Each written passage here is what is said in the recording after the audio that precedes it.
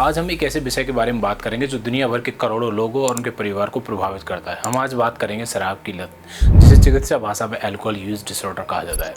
और बात करेंगे एक ऐसे इंटेलिजेंट लड़के की जिसने 12th में टॉप किया, जिसने IIT इंजीनियर में फर्स्ट अटेम्प्ट में सिलेक्शन लिया। इसके बाद शराब ने उसको इतना इनएफिशिएंट बना दिया कि उसे कोई भी कंपनी जॉब देने के लिए तैयार नहीं थी। बहुत सारे लोग सोचते हैं शराब की लत केवल विल पावर की कमी की वजह से होती है, लेकिन न्यूरो साइंस ये बताती है कि ये एक ब्रेन की बीमारी है जिसे क्रॉनिक ब्रेन डिसऑर्डर कहते हैं, जिसमें genes, mental health, family environment बहुत बड़ा रोल प्ले करती है।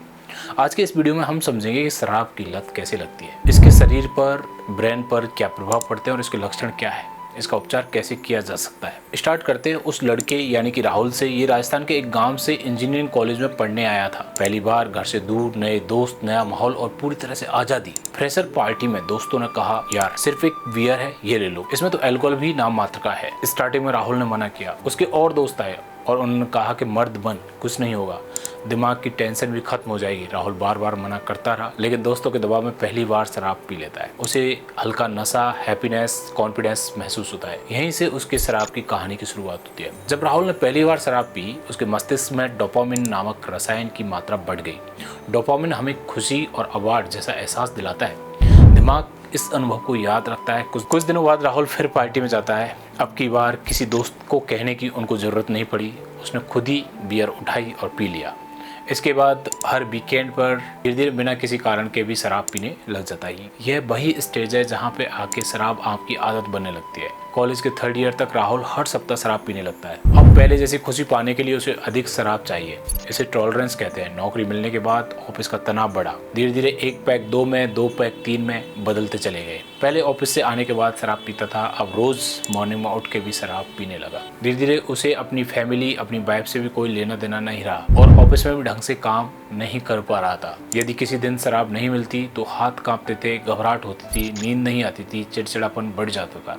ये सब विड्रॉल के लक्षण होते हैं। कुछ वर्षों बाद राहुल की सेहत बुरी तरह बिगड़ने लगी। लीवर में फैट जमा होने लगा, वजन बढ़ गया, ब्लड प्रेशर हाई रहने लगा। परिवार से झगड़े की इंटेंसिटी बढ़ने लगी। ऑफिस में प्रदर्शन भी धीरे धीरे गिरता जा रहा था, जिसकी वजह से नौकरी चली गई। जो थोड़े बहुत दोस्त बचे थे वो भी धीरे धीरे उनसे दूरी बनाने लग गए। लेकिन अभी भी राहुल को लगता था कि शराब ही उसकी समस्या का समाधान है, जबकि वास्तव में वह उसकी सबसे बड़ी समस्या थी।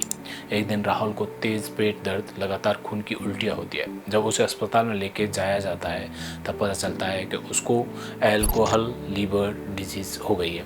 उसके लीवर ने काम करना लगभग बंद कर दिया था। ज़्यादातर लोग जब सप्ताह में 1 बार या पार्टी में कभी कभी पीते हैं तो ये लोग और उसकी फैमिली वाले शायद ही शराब छोड़ने के ट्रीटमेंट के बारे में सोचते हैं, जबकि इस स्टेज पर शराब को छोड़ना बहुत ईजी होता है। जो लोग दारू छोड़ने की बात करते हैं वो लोग होते हैं जो रोज़ दारू पीते हैं। ये अल्कोहल के एडिक्शन वाली स्टेज होती है।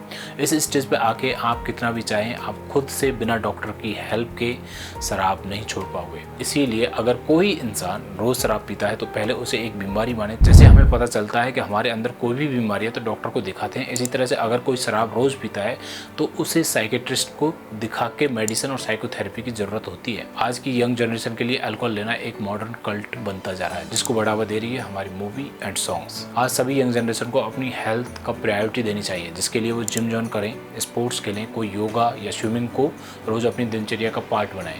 और अगर कोई लगातार शराब पीता है तो उसकी हेल्प करें, टी एडिक्शन सेंटर लेके जाएं। ये वीडियो यहीं तक, मिलते हैं नेक्स्ट वीडियो में। नमस्कार।